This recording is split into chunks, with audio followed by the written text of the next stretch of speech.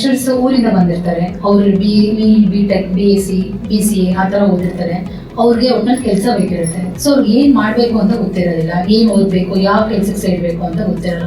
So how you train them? ರೂರಲಿಂದ ಬಂದಿರುವಂಥವ್ರು, ಬೆಂಗಳೂರಿಂದ ಆಚೆ ಬಂದಿರುವಂಥವ್ರು, ಅವ್ರು ಇಲ್ಲಿ ಬಂದು PG ಮಾಡ್ಕೊಂಡಿರ್ತಾರೆ. They have lot of troubles and difficulties. ಅವ್ರಿಗೆ ಏನು ಮೋಷನ್ ಇರುತ್ತೆ ಅಂತಂದ್ರೆ, ನನ್ನ ಸೀನಿಯರ್ ಎಲ್ಲ ಒಬ್ಬಳೆ ಹೋಗಿ ಕೆಲಸ ಸಿಕ್ಕಿದೆ, ನಾನು ಬಂದು ಸೇರ್ಕೊಂಡ್ಬರೋಣ ಅಂತ ಅನ್ಕೊಂಡಿರ್ತಾರೆ.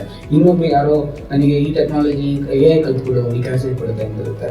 ಸೊ ನಾವೇನು ಮಾಡ್ತೀವಿ, first will have a counselling ಇದೆ. ಐ ವುಡ್ ಜನರಲಿ ಸಜೆಸ್ಟ್, ಈಗೇನಾದ್ರು ಒಂದು ಫ್ರೆಶರ್ ಆಗಿ BE, BCA ಅಥವಾ BSc ಕಂಪ್ಯೂಟರ್ ಸೈನ್ಸ್ ಆ ಥರ ಡಿಗ್ರಿ ಇದೆ ನಿಮಗೆ ಅಂತಂದರೆ, full stack technology, mobile app technology ಕಲ್ತ್ಕೊಳ್ಳಿ. ಯಾಕೆ ಅಂತಂದರೆ ಓಪನಿಂಗ್ಸು ಫ್ರೆಶರ್ಸ್ಗೆ ತುಂಬ ಇದೆ.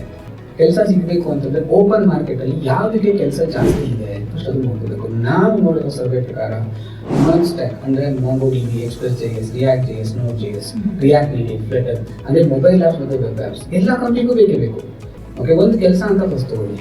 ಸೊ ನೀವು ಅದನ್ನು ಉಟ್ಕೊಂಡು ನನಗೆ ಸರ್ಟಿಫಿಕೇಟ್ ಕೊಡ್ತೀರಾ, ಸರ್ಟಿಫಿಕೇಟ್ ಕೊಟ್ಟ ಸರ್ಟಿಫಿಕೇಟ್ ಮೂಲಕ ಕೆಲಸ ಹೊಡಕ್ಕೆ ಹೋಗ್ತೀನಿ, ಅದೆಲ್ಲ ಸಾಧ್ಯ ಇಲ್ಲ.